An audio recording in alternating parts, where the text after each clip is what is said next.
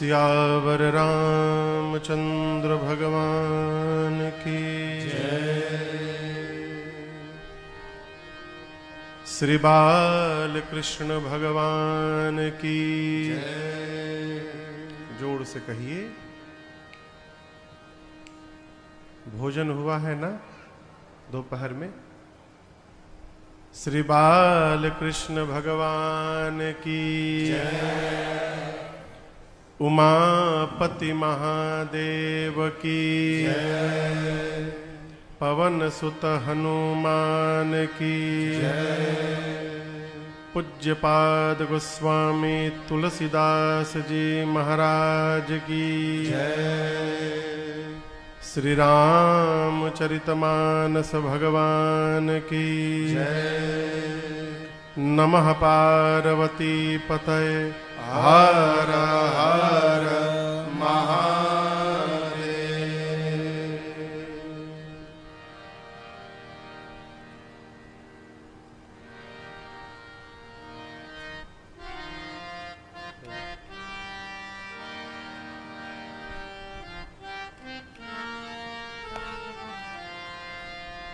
अनंत कोटि ब्रह्मांड नायक,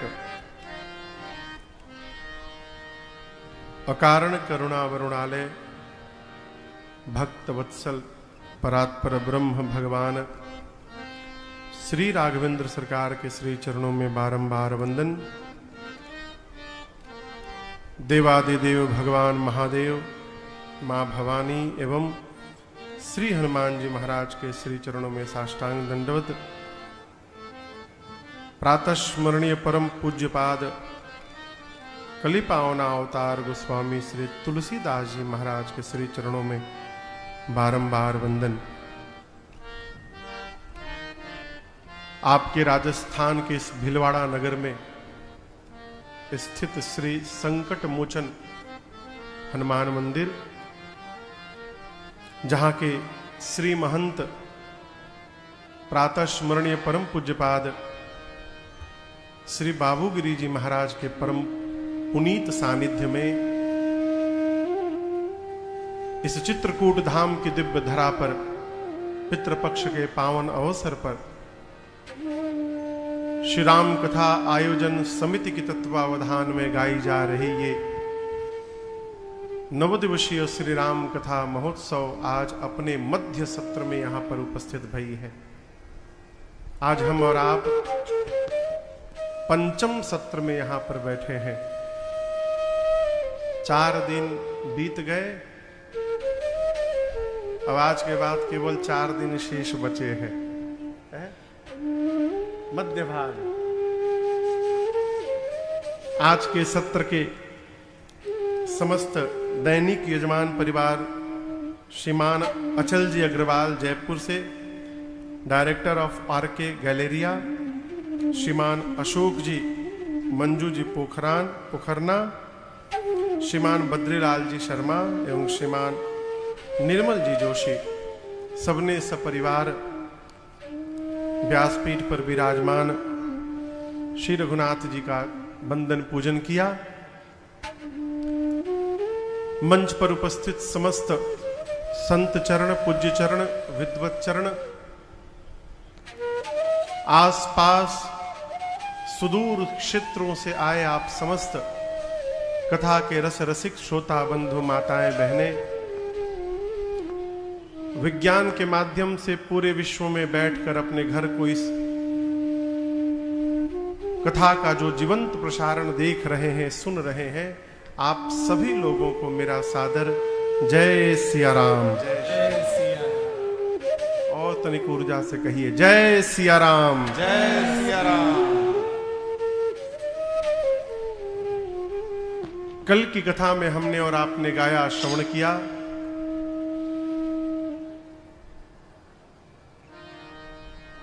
श्री विश्वामित्र जी महाराज यज्ञ रक्षार्थ श्री राम लक्ष्मण जी को मांग करके महाराज श्री चक्रवर्ती जी से अयोध्या से लेकर के बक्सर पहुंचे। प्रभु ने बक्सर में यज्ञ की रक्षा की है। उसके बाद धनुष यज्ञ देखने के लिए भगवान विश्वामित्र जी के साथ मिथिला की ओर बढ़े मार्ग में मां अहल्या का प्रभु ने उद्धार किया है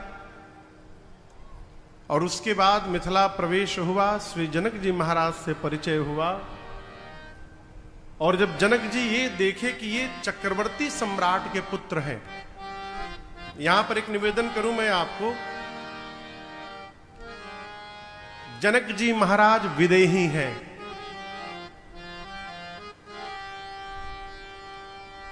विरक्त भाव में रहने वाले महात्मा हैं,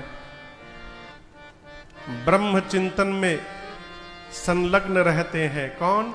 श्री जनक जी महाराज। श्री जनक जी महाराज आकार को मिथ्या मानते थे, आकार को मिथ्या मानते थे, लेकिन आकार को मिथ्या मानने वाले जनक जी जब मेरे सरकार को देखे तो सरकार के आकार पर मोहित हो गए हो। सारा ब्रह्म ज्ञान धरा का धरा रह गया और बोलने पर विवश हो गए। विश्वामित्र जी से मुनिवर इनहीं बिलो करत, थोड़ा नहीं अति अनुरागा,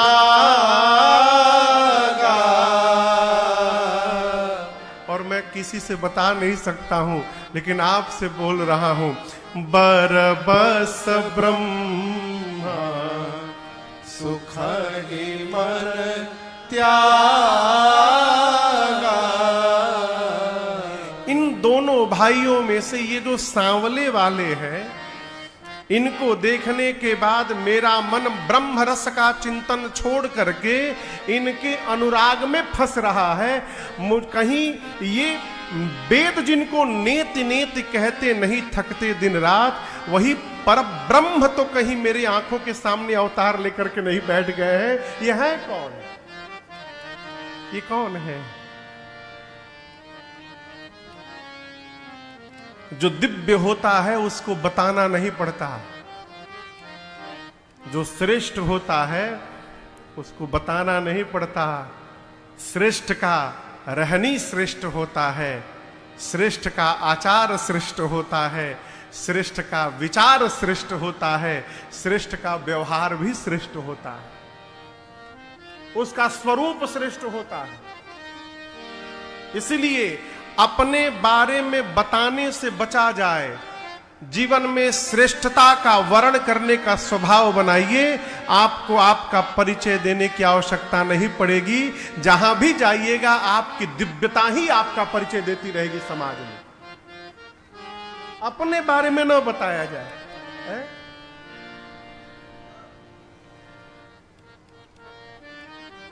कहो तबीयत ठीक है?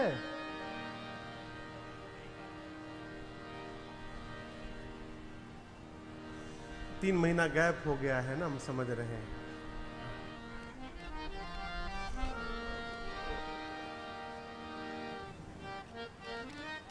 बैल देखें, बैल तारा का नहीं बोला था हम। बैल जो खेत में खेत जोतता है ना, उसको थोड़ा दिन बैठा दीजिए तो फिर वो बड़ा मुश्किल से खेत में जाता है, खोदना उदना पड़ता है उसको। हाँ? हाँ? सब लोग उसी कैटेगरी में आ रहे हैं। तो इधर क्या है कि हम लोग पिछले वर्ष से लेकर अब तक जून मई तक तो भारत में कथा किए, मई के बाद से जून से लेकर अब तक, इस कथा के पहले तक केवल भारत में एक ही कथा हो पाई, वो भी बेंगलोर में 5 दिन की। फिर हम बाहर ही रहे भारत के, तो 2-3 महीना थोड़ा गैप हो गया है ना, तो थोड़ा जाम उम हो गया है शरीर। यही जा रहा। कान में कहां गए आप लोग? सुनाई नहीं पड़ रहा है तो हिलाने के पहले उनसे पूछ लीजिए। तीसरी बार हुआ है आज, कथा लाइव चल रही है बाबू। हाँ, तो क्या कह रहे थे वो?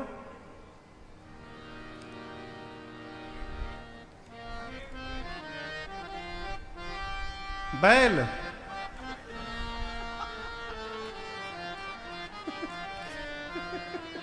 कथा भुला गई, बैल याद रह गई।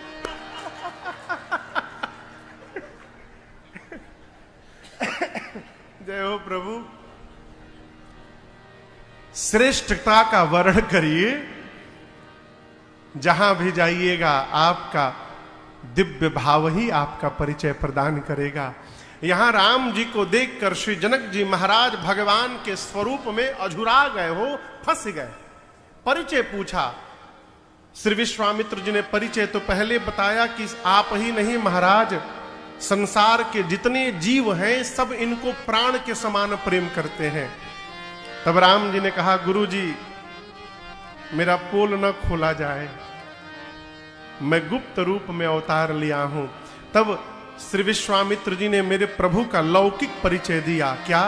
रघुकुल मणि दशरथ के जाए, मम हित लागी नरेश परो भ्राता, आनंद हूं के आनंद आनंद हूं के आनंद दाता।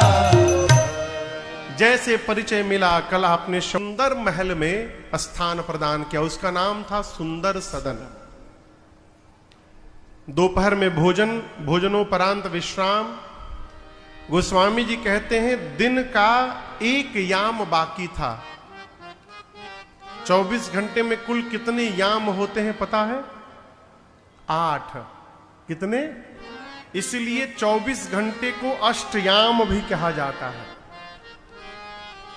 4 याम दिन में होते हैं और 4 याम रात में। 3-3 घंटे का एक याम है। तो गोस्वामी जी कहते हैं कि दोपहर में भोजन करके विश्राम किए राम लक्ष्मण विश्वामित्र जी। जगे कब? जब दिवस रहा भरी जाम। 1 याम दिन बचा था, यानी शाम को 3 से लेकर 6 बजे का समय, ये आखिरी याम है। तो ठीक 3 बजे विश्वामित्र जी महाराज बैठे, राम लक्ष्मण जी को बिठाए और सत्संग प्रारंभ कर दिए। अब दर्शन करिए, कथा चल रही है। आज के यजमान परिवार कहां बैठे हैं? सामने बैठे हैं, सामने। कथा के बीच में आप बोल सकते हैं कि महाराज आधे घंटे का ब्रेक दे दीजिए, आधा घंटा कथा बंद करिए, हम थोड़ा पानी उनी पी के घूम के आते हैं। बोलेंगे? नहीं बोलेंगे। लक्ष्मण जी कथा प्रारंभ हुई तो लक्ष्मण भैया के मन में मिथिला देखने का भाव जागृत हुआ। अब चलती हुई कथा में लक्ष्मण जी कैसे बोले कि गुरुदेव आप कथा को रोकिए, हम मिथिला घूमना चाहते हैं। तो मन की बात को लक्ष्मण जी ने अपने मन में ही दबा लिया। अब यहां एक श्रोता ने एक दिन प्रश्न किया, महाराज इसके पहले कहीं भी ऐसा उदाहरण नहीं मिलता, न इसके बाद, कि लक्ष्मण जी कहीं गए हो किसी नगर में, उस नगर को देखने का भाव जगा हो। तो ये मिथिला में ही जाने के बाद मिथिला देखने का भाव क्यों जग गया उनके मन में? प्रश्न सही है ना? महापुरुषों ने इसके कई कारण बताए हैं। 1-2 बात मैं आपसे निवेदन करूं। लक्ष्मण भैया अयोध्या से आए हैं। अयोध्या वो धरती है जहां पर भगवान ने अवतार लिया है। अब लक्ष्मण भैया उस धरती का दर्शन करना चाहते हैं जहां पर भगवान की भक्ति ने अवतार लिया है, इसलिए मिथिला देखने का भाव जगा। और दूसरा कारण, महापुरुषों ने चिंतन मंथन करके लक्ष्मण जी को आचार्य की उपमा दी है। लक्ष्मण जी कौन है? आचार्य है, जीवाचार्य। उभय बीच सिय सोहई कैसे, ब्रह्म जीव बीच माया जैसे। राम जी ब्रह्म है, सीता जी माया है, लक्ष्मण जी जीव हैं। अर्थात हम नहीं, धरती पर जितने जीव हैं, मनुष्य हैं हम लोग, हम सबके आचार्य कौन है? लक्ष्मण भैया। ठीक? अब आचार्य का काम क्या है ये समझिए। बेटा बेटी के विवाह में आप करोड़ों खर्च कर दीजिए, करोड़ों, बहुत बड़ा सा बड़ा फार्म हाउस बुक करा लीजिए, ये कैटरिंग, वो डेकोरेशन, ये लाइट, वो म्यूजिक, यहाँ के कलाकार, विदेशी कलाकार, कुछ भी कर लीजिए, लेकिन यदि पंडित जी महाराज ना आवे ना हो तो विवाह पूर्ण होने वाला नहीं है। मजे की बात देखिए, जो पंडित जी महाराज विवाह कराते हैं वो न लड़के को जानते हैं न लड़की को जानते हैं, दोनों में से किसी को नहीं जानते। दोनों के जीवन में केवल एक रात के लिए आते हैं और दोनों को 2 से 1 बना करके और फिर दोनों के जीवन से हमेशा के लिए निकल के बाहर चले जाते हैं। यही कार्य आचार्य का है। हमारे महाराज श्री कहते हैं, बेटा हम जीवात्मा है, भगवान परमात्मा है। इस जीवात्मा और परमात्मा के बीच में जब तक कोई महात्मा नहीं आएगा तब तक जीवात्मा परमात्मा का मिलन होने वाला नहीं है। आचार्य का यही कार्य है कि जीव का जगदीश से संबंध बनाकर और उन दोनों के बीच में से अपने को बाहर कर ले। लक्ष्मण जी जीवाचार्य है। आचार्य का कार्य है भगवान का दर्शन प्राप्त कराना जीव को। मिथिला में यह सूचना फैल गई है, पूरी मिथिला में, कि 2 ऐसे राजकुमार आए हैं जिनको देखने के बाद जनक जी की मति हेरा गई। अब मिथिलावासी सोचने लगे कितने सुंदर होंगे, अये है क्या हमारे भाग्य में उनका दर्शन लिखा है क्या? वीवीआईपी लोग हैं, ऐसे बाहर नहीं निकलेंगे, किसी विशेष घर में स्पेशल हाउस में उनको रखा गया होगा, हम उनका दर्शन नहीं कर सकते हैं। लक्ष्मण जी आचार्य हैं। लक्ष्मण भैया सोचे मिथिला वासियों के भाव को समझकर कि आप राम जी के पास नहीं आ सकते हैं तो क्या हुआ, मैं आचार्य हूं, मैं ही भगवान को आप लोगों के पास लेकर आऊंगा और आप जी भर के इनका दर्शन प्राप्त कर लेना। इसलिए लक्ष्मण जी के मन में भाव जगा मिथिला देखने का, लेकिन मन की बात को मन में दबा गए। राम जी ने कहा, गुरु जी क्षमा करिएगा, नाथ लखनपुर देखन चाहे, प्रभु सको डर प्रगट न कर। आपके डर और संकोच के मारे लक्ष्मण जी बोल नहीं पा रहे। गुरुदेव, भाई साहब का मन कथा में बिल्कुल नहीं लग रहा, ये नगर देखना चाहते हैं, अकेले तो भेजना रिस्क हो जाएगा। गुरुजी, आप यदि मुझे अनुमति देंगे तो मैं लेकर जाऊंगा और नगर दिखा करके तुरंत ले आऊंगा। किसने कहा? बाहेती जी कहां बैठे हैं? बाहेती जी, मैं बाहेती जी के फार्म हाउस पे रुका हुआ हूं। हाँ भैया लोग हैं, लेकिन मैं आप सत्य बताऊं, आज 5 दिन हो गया, आज तक हमको रास्ता याद नहीं हुआ। कभी इस गली में, कभी उस गली में, कभी ऐसे कभी वैसे, हमको रास्ता याद नहीं हुआ अब तक यहां का। अब हम आपसे कहें कि चलिए हम आपको भीलवाड़ा घुमाएंगे, हम क्या घुमाएंगे हो? पंडाल से बाहर निकलते खुदे गुम हो जाएंगे। गुरु जी सोचे जैसे लक्ष्मण जी पहली बार आए हैं उसी तरह राम जी भी आए हैं। तो जब राम जी स्वयं नहीं मिथिला देखे हैं तो ये लक्ष्मण जी को क्या घुमाएंगे? इसका अर्थ है ये दोनों भैया मिथिला देखना नहीं चाहते हैं, ये दोनों भैया मिथिला वासियों को अपना दर्शन कराना चाहते हैं, इसलिए अनुमति मांग रहे हैं। गुरु जी ने अनुमति प्रदान की और राम लक्ष्मण जी निकले। पूरे मिथिला में सूचना फैल गई, इज देखन नगारा भूप सुत आए, देखन नगारा भूप सुत आए, समाचार पुरवासी पाए।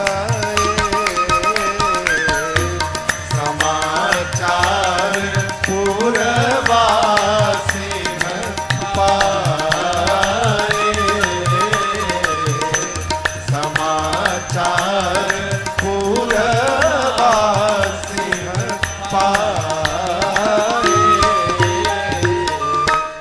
पूरे मिथिला में सूचना फैल गई कि दोनों भैया नगर में घूमने निकले हैं। अब यहां दर्शन करिए, जो पुरुष लोग थे मिथिला के सब घर से बाहर दौड़े, लेकिन गोस्वामी जी कहते हैं कैसे दौड़े। यहां पर एक शब्द किया अवधि का, धाये धाम काम सब त्यागी। क्या किए? धाये। धाये समझते हैं? धाये मतलब, बोलिए बोलिए बोलिए। भागना। हाँ ठीक है, भागना दौड़ना। कैसे भागना? हाँ, किसने कहा? अच्छा पीछे से बोले हैं। धाये का मतलब इस प्रकार से दौड़ना कि अपने शरीर की सुधि न रहे, कहां लड़ रहे हैं, कहां गिर रहे हैं, कहां भाग रहे हैं। पागलों की भांति दौड़ने के तरीके का नाम है धाये। इसका प्रमाण दर्शन करिए। आप यदि घर में, कौन सा काम बताएं आपको?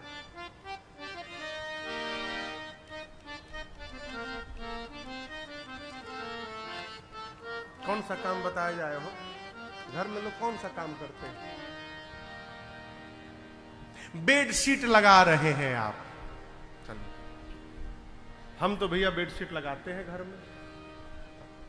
यदि आप घर में अपने बेडशीट लगा रहे हैं, बेड पर चादर लगा रहे हैं, और यदि घर से दौड़ना हुआ तो चादर ले करके दौड़ेंगे कि चादर छोड़ के दौड़ेंगे?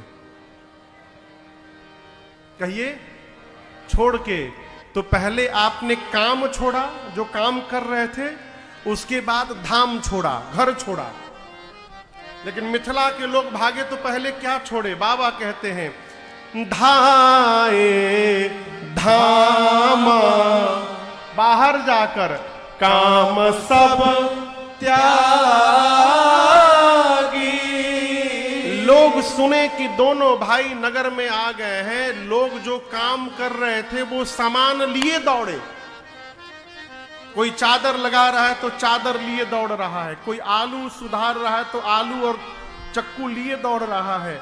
बाहर भागते समय लोगों ने कहा, अरे आलू लेकर कहीं दौड़ रहे हो? तो घर के बाहर जाकर काम छोड़े। गोस्वामी जी कहते हैं जिस प्रकार जन्म जन्म का दरिद्र खजाना लूटने के लिए दौड़ जाए हो, उसी प्रकार मिथिला के नर मेरे रघुनाथ जी को देखने के लिए दौड़ गए हैं। पुरुष घर के बाहर दौड़े, सखियां माताएं घरों की छतों पर खड़ी हो गई और निरखा ही राम रूप अनुरागी, भगवान का रूप देखने लगी। अय है कितने सुंदर है। एक सखी ने कहा बिल्कुल ब्रह्मा जी जैसे लग रहे हैं। दूसरी ने कहा चुप रहो, ब्रह्मा जी के 4 मुख हैं। ब्रह्मा जी के तो 4 मुख, इनके एक ही मुख है। ब्रह्मा जी कैंसिल। एक ने कहा फिर विष्णु भगवान, मतलब नहीं उनके 4 हाथ हैं, इनके 2 ही हाथ हैं। विष्णु जी भी कैंसिल। एक ने कहा शंकर भगवान कैसे रहेंगे? एक सखी बोला, एक सखी ने कहा कोई और नहीं मिला, शंकर भगवान कितना विकराल रूप बना के बैठे रहते हैं, विकट वेश मुख पंच पुरारी। अरे ये तो इतने सुंदर है, इनके एक एक अंग पर करोड़ों करोड़ों कामदेव को यदि न्यौछावर किया जाए तो कम पड़ेगा। कितने सुंदर है ये है? एक सखी ने पूरा परिचय बताया। आगे वाले जो है ना, ये सांवले वाले इनका नाम राम, गोरे वाले का नाम लक्ष्मण। ये दोनों अयोध्या वाले महाराज के कुमार हैं। यज्ञ की रक्षा किए, यहाँ धनुष यज्ञ देखने आए हैं। रास्ते में सतानंद जी की मां अहल्या जी का उद्धार भी कर दिया राम जी। Full information. अच्छा ये बात कौन कर रहा है? कहिए कहिए। सखियां 8 सखियां हैं सीता जी की। कितनी? 8। और ये 8 सखियां ऊपर खड़ी होकर बात कर रही है। पहली सखी ने पूरा परिचय बताया। नीचे राम लक्ष्मण जी चल रहे हैं। लक्ष्मण जी को सुनाई पड़ गया पूरी बात। लक्ष्मण जी राम जी से कहें भैया इतना सटीक परिचय, लग रहा है कि ऊपर कोई बहुत खास बैठा है हम लोगों का, जो सब जानता है हम लोगों के बारे में। एक बार देखिए क्या कौन बैठा है। राम जी बोले बिल्कुल मत देखना, नीचे देखो। तब तक दूसरी सखी ने कहा, हम एक बात कहें, ये गोरा वाला तो नहीं लग रहा है, लेकिन ये जो सांवला है, जोग जान की यह बर आहाई, ये जो सांवला है ये सीता जी के लिए एकदम उचित दूल्हा लग रहा है। लक्ष्मण जी बोले भैया अब तो विवाह की भी सेटिंग होने लगी ऊपर, एक बार देखूं? राम जी बोले बिल्कुल नहीं देखना, नीचे देखो।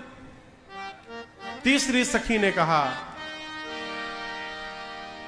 महाराज ने इनको देखा है, पहचाना है, लेकिन उसके बाद भी महाराज ने अपने प्रण का अब तक त्याग नहीं किया है।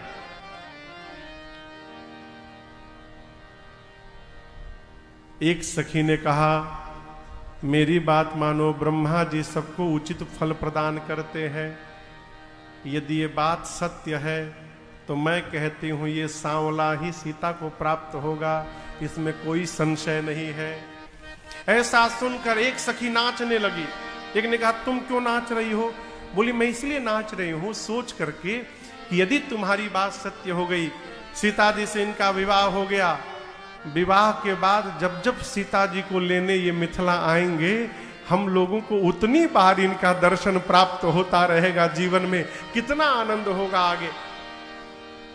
सब सखियां अपना अपना भाव बताई। सरकार एक बात बोलूं,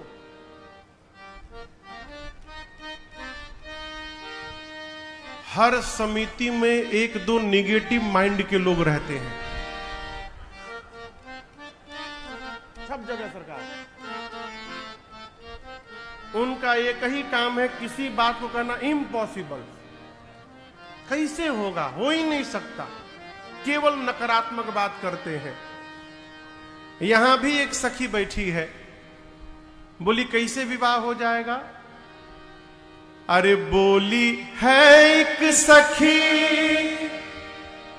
राम को देख कर रच दिए हैं विधाता ने जोड़ी सुघर, रच दिए हैं विधाता ने जोड़ी सुघर, पर ये धनुष कैसे तोड़ेंगे हैं बारे कुंवर। राम जी धनुष कैसे तोड़ेंगे हैं बारे कुंवर। मन में शंका बनी की बनी रह गई, अरे ये धनुष कैसे तोड़ेंगे हैं बारे कुंवर। विवाह नहीं हो सकता इनसे, कितने छोटे हैं ये, इनसे धनुष हिल भी नहीं पाएगा, तोड़ना तो बहुत दूर की बात, कैसे विवाह होगा। अंतिम सखी बोली, आखिरी सखी छोट देखन में है, पर चमत्कार इनका तू नहीं जानती, पर चमत्कार इनका तू नहीं जानती। क्या एक ही बाण में ताड़का राक्षसी, बस एक ही बाण में ताड़का राक्षसी। उठ सकीना पड़ी की पड़ी रह गई, एक ही बाण में ताड़का राक्षसी, एक ही बाण में ताड़का राक्षसी। उठ सकीना पड़ी की पड़ी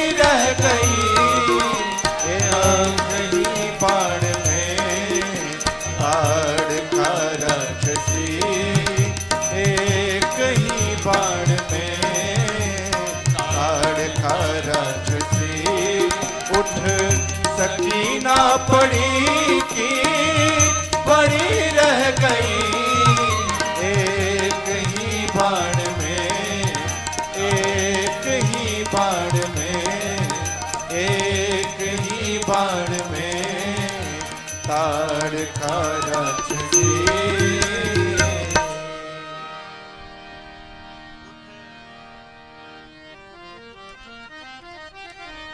बोलिए संत भगवान की जय। क्या कहा? अरे एक ही बाण में ताड़का राक्षसी, उठ सकी ना पड़ी की पड़ी रह गई। सखी ने कहा क्या बोलते हो?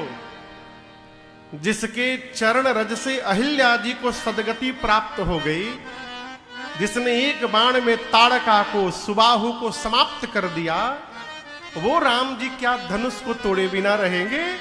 मेरी मानो, जिन ब्रह्मा जी ने सीता को बनाया है, उन्हीं ब्रह्मा जी ने इस सांवले वर को भी बनाया है। दूल्हा तो यही बनेगा, इसमें कोई संशय नहीं। सखियां नाना प्रकार से अपना भाव प्रकट करती हैं। भगवान सबको दर्शन देते, संध्या बेला में बच्चों के साथ धनुष यज्ञशाले का दर्शन करते हुए वापस पहुंचे। कहा? गुरु जी के पास। संध्या, बयारू, आरती, रात्रि में भोजन, भोजनोपरांत विश्राम। गुरुदेव सोने गए तो लक्ष्मण जी और रघुनाथ जी गुरु जी के चरण सेवा में लग गए।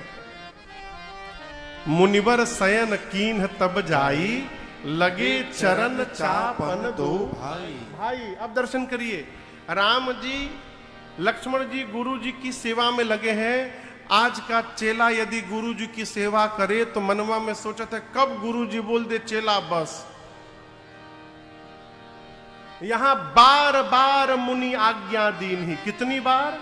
बार बार गुरु जी बार बार कहते हैं हो गया राम जी, राघव जी हो गया, छोड़ दीजिए। राम जी बस 2 मिनट और। गुरु जी अरे राघव जी हो गया, छोड़ दीजिए, बहुत होगी ये सेवा, बस गुरु जी 2 मिनट और दबा लेता हूं। बार बार गुरु जी ने कहा। इसका एक दूसरा पक्ष निवेदन करूंगा आपसे। कोई भी व्यक्ति यदि सेवा कर रहा है तो उससे उतनी ही सेवा लेनी चाहिए कि उसका बार बार सेवा करने का मन करे। पहले ही बार ना इतनी सेवा ले ली जाए कि वो कान पकड़ के कसम खा ले कि दोबारा दिखाई नहीं पड़ेंगे अब।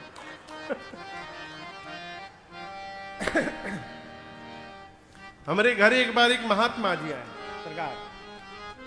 बाबूजी के कारण तो संत भगवान का आना जाना लगा रहता है घर में बचपन से। तो अखंड श्री मानस जी का पाठ चल रहा था, कई महापुरुष आए थे, तो एक महात्मा जी आए। तो महात्मा जी विश्राम करने गए तो बाबूजी ने मेरे बड़े भैया से कहा कि जाइए उनकी चरण सेवा करिए। तो भैया जाकर उनके पांव की सेवा करने लगे 10 बजे से। अब नियम है कि सामने वाला जब सो जाए तो छोड़ना चाहिए पांव, और बाबा जी सोए ही नहीं। 10 बजे से पांव दबाते दबाते रात के 1 बज गया, 3 घंटा। अब भैया हमार दबाव दबाव एकदम पस्त हो गए। 1 बजे महात्मा जी बोले वाह बेटा अद्भुत तुम पांव दबाए। भैया को लगा कि लगता है अब कहेंगे रहने दो। बोले बहुत सुंदर बेटा, एक काम करो नीचे जाओ, सरसों का तेल गरम करके लाओ अब, और अब तेल लगा के दबाओ। तो 1 बजे रात से 4 बजे भोर तक भैया गरम तेल लगा के दबाए। अब 10 बजे से लेके 4 बजे भोर तक सेवा भई। अगले दिन भैया हमार 9 बजे रात को सो गए डर के मारे। ये क्या कहते हैं, ये प्रसंग क्या कहता है? जीवन में कोई भी जीव यदि सेवा में लगा है तो उतनी ही सेवा ली जाए कि उसका बार बार सेवा करने का मन करे। यहां दर्शन करिए, गुरुदेव भगवान बार बार कहते हैं राम जी से, राम जी हो गया रहने दीजिए। जब अनेक बार गुरु जी ने कह दिया तब रघुबर जाए शयन तब की, तब जाकर राम जी सोने गए। राम जी सोने गए तो लक्ष्मण भैया राम जी की सेवा करने लगे। यहां भी बार बार भगवान ने लक्ष्मण जी से कहा, तो लक्ष्मण जी भगवान के चरण के पास ही भगवान के श्री चरण को अपने वक्षस्थल पर धारण करके पौड़े धरी उर पद जल जाता। लक्ष्मण जी कहीं दूसरे बेडरूम में सोने नहीं गए, भगवान के पांव के पास ही लेट गए और भगवान के चरणों को अपने सीने पर रखकर धीरे धीरे दबाते दबाते लक्ष्मण जी भी सो गए।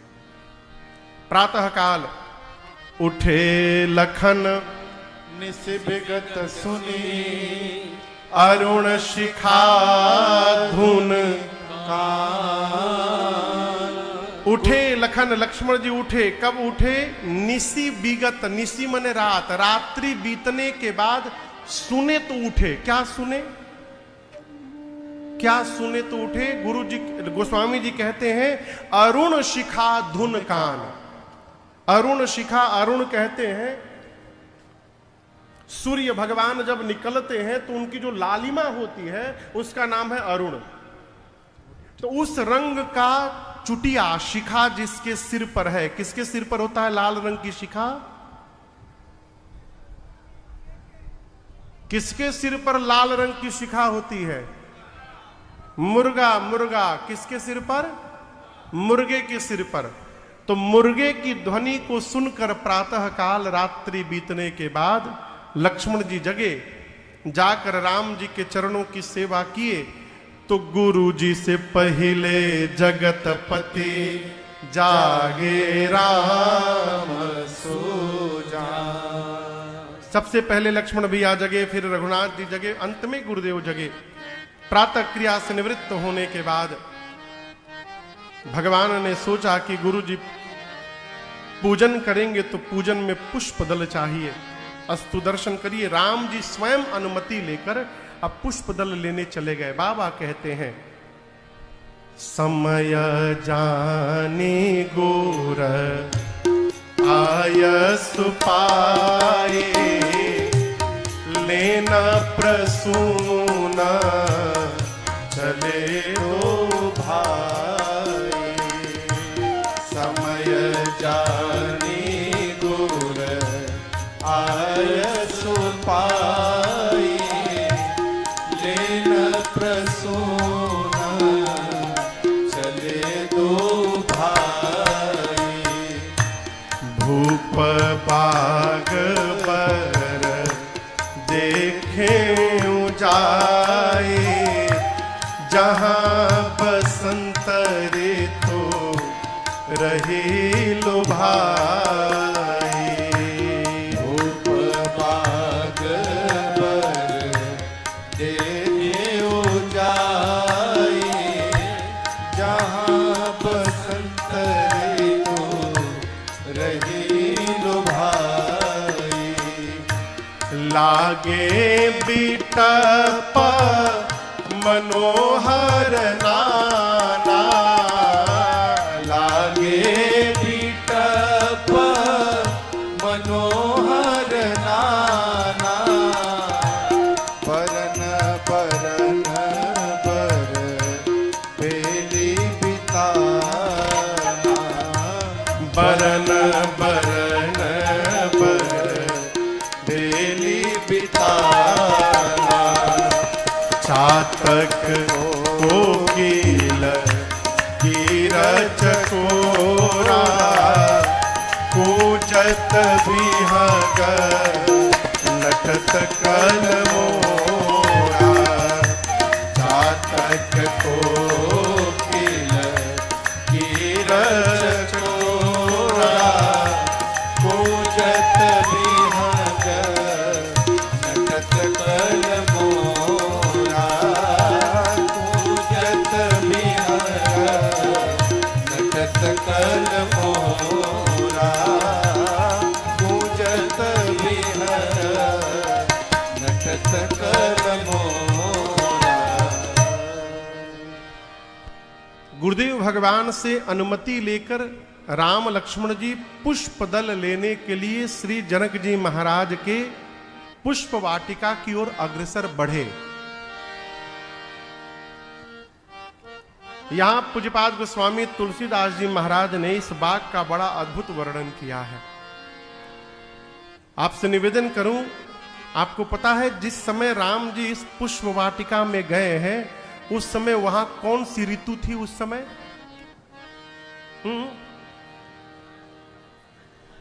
कौन सी ऋतु थी उस समय? कौन सी ऋतु चल रही थी? कहिए कहिए। शरद ऋतु। कौन सी ऋतु थी? प्रातःस्मरणीय पूज्य पाद श्री बक्सर वाले मामा जी कहते हैं, सखियां विनोद करती हैं राम जी से, है? राम जी से विनोद करती हैं सखियां, अरे छूटल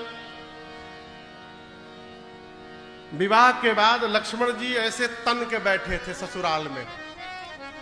एक सखी ने कहा, इतने तने क्यों हैं आप? लक्ष्मण जी बोले, तनने वाला काम किए हैं इसलिए तने हैं। कौन सा काम किया है आप लोगों ने?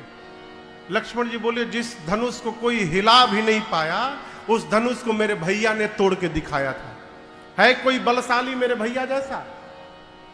सखी ने कहा, आपके भैया इतने बलशाली हैं तो उस दिन पुष्प वाटिका में पुष्प उतारते समय उनके लीलार पर पसीना क्यों निकल रहा था? जिसको पुष्प लेने में भी पसीना निकल रहा, वो कितना बलशाली है? तो सखियां पूछती हैं, छूटल लीलार पर पसीना है लाल काहे? छूटल लीलार पर पसीना। कहती कोई गर्मी का समय नहीं था, शरद के प्रभात रहे ना ही दोपहरिया। दोपहर भी नहीं था, अर्ली मॉर्निंग का टाइम था शरद ऋतु में। कहो ठंडक ठंडक वातावरण बना रहता है। अरे ना ही रहे जेठ के महीना है लाल काहे? छूटल लीलार पर पसीना। कौन सी ऋतु थी उस समय? जोर से कहिए, शरद ऋतु। लेकिन दर्शन करिए, गोस्वामी जी कहते हैं जब राम जी उस बाग में पहुंचे हैं तो ऐसा लग रहा है कि जहां बसंत ऋतु रही लुभाई, ऐसा लग रहा है कि मानो शरद ऋतु के समय में बसंत ऋतु का आगमन हो गया है। और याद रखिएगा, जहां जहां भगवान रहते हैं, जहां जहां भगवान की भक्ति रहती है और जहां जहां भगवान का भजन रहता है, वहां सदैव बसंत ऋतु का ही आगमन बना रहता है। वहां हर क्षण आनंद ही आनंद रहता है। गोस्वामी जी कहते हैं जितने बाग में वृक्ष लगे हैं, लागे बिटप मनोहर नाना। मनोहर समझते हैं? मनोहर, मनोहर मने सुंदर नहीं बोलेंगे, यही तो बात है। मनोहर का मतलब जिसको देखने के बाद मन का हरण हो जाए, है? मनोहर यानी जिसको देखने के बाद मन लुटाई जाए वहीं पर। गोस्वामी जी कहते हैं जनक जी का एक एक पौधा, बाग का एक एक वृक्ष, एक एक पौधा मनोहर है। लागे बिटप मनोहर नाना, बरना बरना बर बेली बिताना।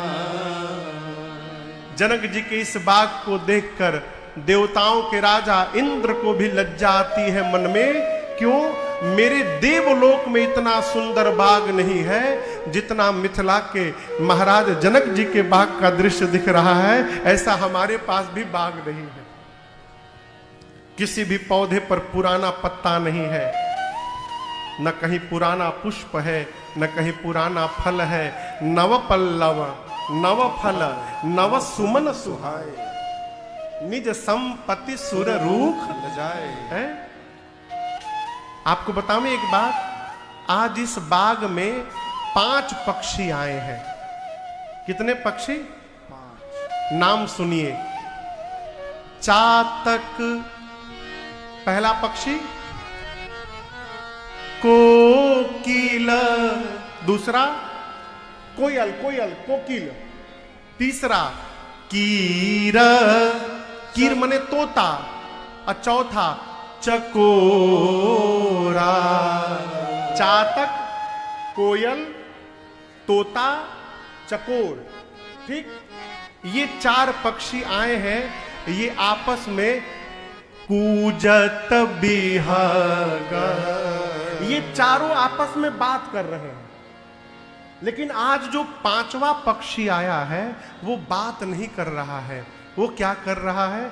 नटत कलमोरा। पांचवा पक्षी मोर है, वो नृत्य कर रहा है, वो नाच रहा है। अब यहां दर्शन करिए, भगवान गोस्वामी तुलसीदास जी कहते हैं भगवान के भक्त के 4 कोटि होती है, 4 प्रकार। कितने प्रकार के भक्त होते हैं? 4। नाम मालूम है आपको? अब एक दिन निवेदन भी किया था मैंने। एक भक्त है आर्त, दुख हो गया तो भगवान का भगत बन गया, प्रभु संकट काटिए हमार, विपत्ति से बाहर निकालिए। ये आर्त भक्त दुख होने पर भगवान का भजन करता है। दूसरा है अर्थार्थी, उसको सुख चाहिए, ऐश्वर्य चाहिए, धन चाहिए, दौलत चाहिए, ऐश्वर्य के लिए भगवान का भजन करता है। तीसरा भक्त है जिज्ञासु, जो भगवान को जानना चाहता है। और चौथा भक्त है ज्ञानी, जो भगवान को जान चुका है। ये आर्त, अर्थार्थी, जिज्ञासु और ज्ञानी, ये चारों भक्त जो हैं, ये चातक, कोयल, तोता, चकोर बन करके आए हैं और आ करके आपस में बात कर रहे हैं। लेकिन आज एक नया भक्त भी आया है जिसकी गिनती नहीं हुई है, और ये भक्त जानते कौन है? ये प्रेमी भक्त है। इसको दुख से कोई लेना देना नहीं, इसको ऐश्वर्य से कोई लेना देना नहीं, उसको भगवान को जानने से भी कोई मतलब नहीं, उसको ज्ञान से भी कोई लेना देना नहीं। उसका केवल ही एक ही काम है, भगवान को दिन रात प्रेम करते रहो, बस प्रेम करते रहो। ये प्रेमी भक्त। और ये प्रेमी भक्त क्या बन के आया है? कहिए, मोर। ये चारों तो बात कर रहे हैं, पांचवा बात नहीं कर पा रहा है। क्यों जानते हैं? जो सही में भगवान को प्रेम करता है ना, वो बोल नहीं पाता है। क्यों? प्रेम करने वाले की वाणी अवरुद्ध हो जाती है, फिर उसका नेत्र बोलना प्रारंभ करता है, उसकी आंखों से झरझर अश्रुपात होता है, वो मग्न होकर भगवत प्रेम में नृत्य करता है। इसी राजस्थान में आपकी बेटी ऐसी लागी लगन, मीरा हो गई मगन। परिणाम, वो तो गली गली हरि गुण गाने लगे। ऐसी लागी लगन, मीरा हो गई मगन, लगी लगन, मीरा हो गई मगन। प्रेम कभी भी प्रचार नहीं करता है। पूज्य स्वामी जी कहा करते थे, प्रेम छपता नहीं है, प्रेम छुपता है। जो छप रहे हैं वो प्रेम नहीं है, प्रेम तो छिपा के रखता है जी। प्रेमी भक्त मोर बन करके आए हैं, वो नृत्य कर रहे हैं।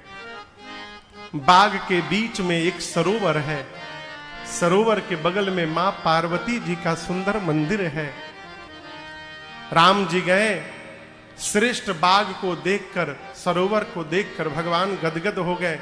पुष्प दल उतारना है, आज का जीव होता तो सीधे जाके तोड़ने लगता, लेकिन याद रखिए, किसी दूसरे के द्वारा लगाए गए पौधे से, वृक्ष से यदि हम पुष्प और दल फल उतार करके बिना पूछे और भगवत पूजन में व्यवहार में ला रहे हैं, तो उस पुष्प फल चढ़ाने का फल हमको प्राप्त होने वाला नहीं है।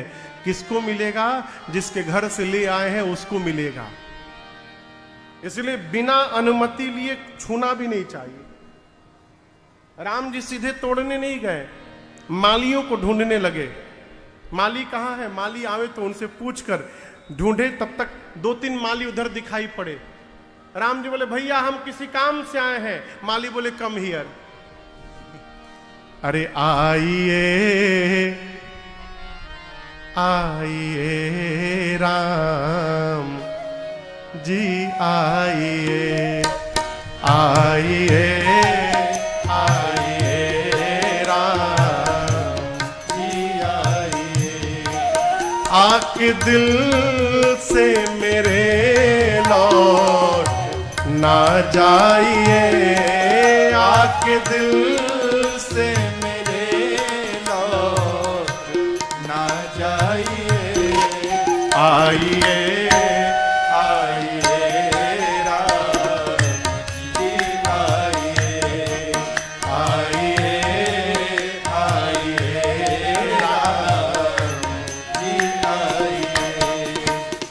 मुझे देख कर हंस रहे हो सनम, क्यों मुझे देख कर हंस रहे हो सनम, इस हंसी पे मैं लुटता रहूं हर जन्म, इस हंसी पे मैं लुटता रहूं हर जन्म, कुछ हंसी मेरी झोली में भर जाइए, कुछ हंसी मेरी झोली में भर जाइए, आके दिल से मेरे लौट ना जाइए, आके दिल से मेरे लौट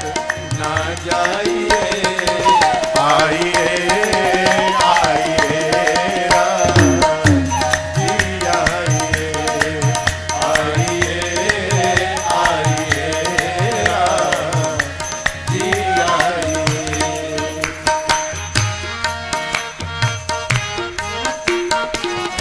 राम जी गए मालियों के पास। राम जी बोले, हमको गुरु जी के पूजा के लिए पुष्प दल उतारना है, क्या हम भीतर जाएं? माली बोले, क्या बोले? क्या कहा फिर से कहना जरा, क्या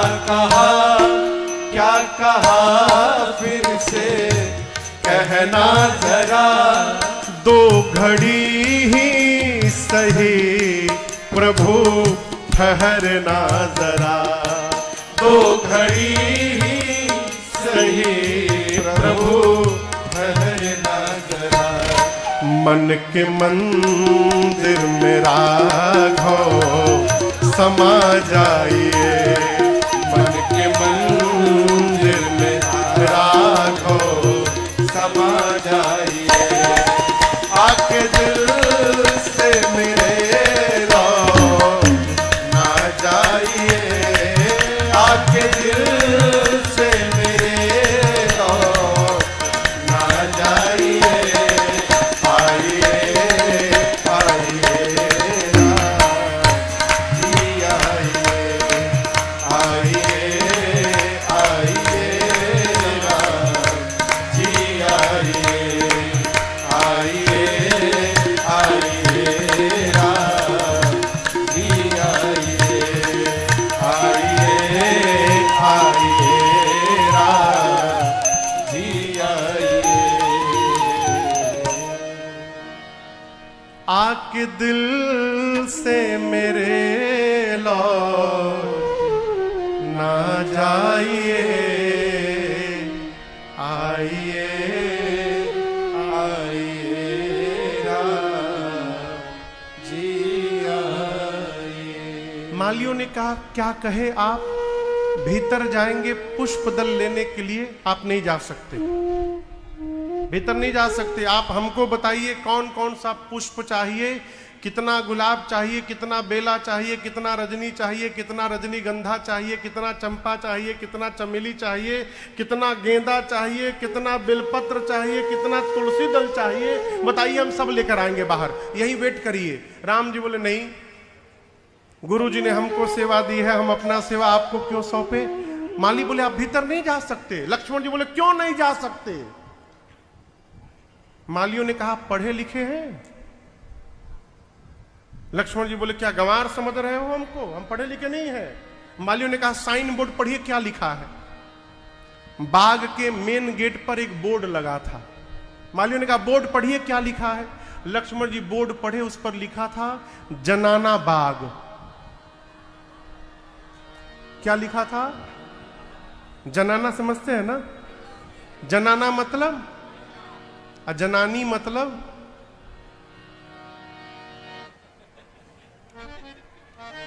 बोलिए। जनाना मतलब तो महिला, अजनानी मतलब, दोनों का अर्थ महिला होता है। किसी कथा में कौन महापुरुष तुरंत बोले पुरुष। याद है पवन। मालियों ने कहा ये जनाना बाग है। जनाना जनाता है आपको, इसके भीतर पुरुषों का प्रवेश निषेध है, आप कैसे जा सकते हैं। लक्ष्मण जी बोले भैया मॉर्निंग टाइम है, अभी कोई होगा नहीं, हम जाएंगे 2 मिनट में उतार के चले आएंगे। माली बोले चलिए कोई बात नहीं, कोई नहीं, लेकिन उसके बाद भी हम आपको नहीं भेज सकते। प्रातःस्मरणीय पूज्य स्वामी श्री राजेश्वरानंद सरस्वती जी महाराज कहते थे इस प्रसंग में, माली कहते हैं राम जी से, देखिए राम जी क्लियर कट बात मैं कर रहा हूं। अरे बगिया बिच आप दोनों भाई को हम लोग जान न दई हो, राम जी बिनती सुनो। यही वेट करिए, दल फूल तोड़ी हम लई हो, राम जी बिनती सुनो। आप यही रहिए, हम लोग तोड़ के लाते हैं। लक्ष्मण जी बोले क्यों नहीं जाने दे रहे हैं आप। माली बोले हमने सुना है आपके भैया के पांव में ऐसा जादू है, स्त्री बना देता है ये पांव। पीछे कभी आपके भैया ने पत्थर पे पांव रखा था क्या? लक्ष्मण जी बोले हल्के में मत लेना भैया को, हमारे सामने रखा था, 1 मिनट नहीं लगा पत्थर को स्त्री बनने में। माली बोली इसी बात का तो डर है, हम सोच रहे हैं वही जादू कहीं हाथ में भी हो गया तो क्या गारंटी है। जैसे पांव के स्पर्श से पत्थर स्त्री बन के उड़ गया, उसी तरह कहीं हाथ के जादू से पेड़ पौधे स्त्री बन के यदि उड़ने लगेंगे आकाश में, तो हम जनक जी को क्या उत्तर देंगे। अरे पद पर सत उड़ गई शिला थी, कर पड़त बिटप उड़ी जई है, राम जी बिनती सुनो। लक्ष्मण जी बोले देखिए इस बात की गारंटी हम लेते हैं कि आपके बाग का एक भी पौधा कम नहीं होगा। अब जाने दीजिए। माली बोले एक और समस्या है, बुरा न मानिएगा लक्ष्मण जी, आप भले गोरे हैं, लेकिन जो बात आपके सांवले भैया में है वो आप में नहीं है। भले आप गोरे हैं तो क्या हुआ, आपके भैया को देखिए ना। अरे नवकंज लोचन कंज मुख कर कंज पद कंजारुणम। आपके भैया सिर से पांव तक कमल के पुष्प जैसे लग रहे हैं। यदि राम जी भीतर बाग में चले गए तो बाग में फूलों पर जो भंवरे मंडरा रहे हैं वो सारे भंवरे डाउट में आ जाएंगे कि असली फूल कौन सा है। अब मुझे डर है कि बाग के सारे भंवरे आपके भैया के मुख को पुष्प समझकर कहीं आपके भैया के मुख पर ही न टूट पड़े, इसलिए हम आपको कहते हैं भीतर न जाइए। लक्ष्मण जी बोले हमारी समस्या हम झेल लेंगे, आप भीतर जाने दीजिए। माली बोले एक उपाय है भीतर जाने का, जब बोलहुगे सियाजू की जय, जब बोलहुगे सियाजू की जय, अरे तब ही प्रभु प्रभसिन पई है, राम जी बिनती सुनो।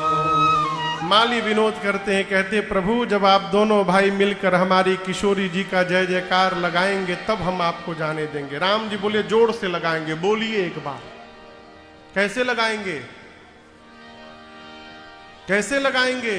जोर से बोलिए किशोरी मैया की जय। यही जोड़ है ना आपका, भीलवाड़ा भी नहीं पार हुआ होगा। थोड़ा और दम लगा के कहिए, बोलिए किशोरी मैया की जय। राम लक्ष्मण जी जय जयकार किए, माली मुस्कुराने लगे। मालियों ने हाथ जोड़ लिया, कहा प्रभु हमारी क्या क्षमता है कि हम आपको रोक दें, हम तो जानबूझ करके सन्मुख आके खड़े हो गए थे। क्यों? इसी बहाने थोड़ी देर आपको देखने का अवसर मिल गया और दो शब्द आपसे बात करने का सौभाग्य प्राप्त हो गया। प्रभु जाइए, जाकर पुष्प दल उतारिए। लगे लेन दल फूल मुदित मन, भगवान पुष्प दल लेने लगे। उसी समय मेरी किशोरी मैया अपनी उन्हीं अष्ट सखियों के साथ आई। सरोवर में स्नान करके पार्वती जी के मंदिर में जाकर पूजा करके सीता जी मांगने लगी पार्वती जी से, सिया मांग रही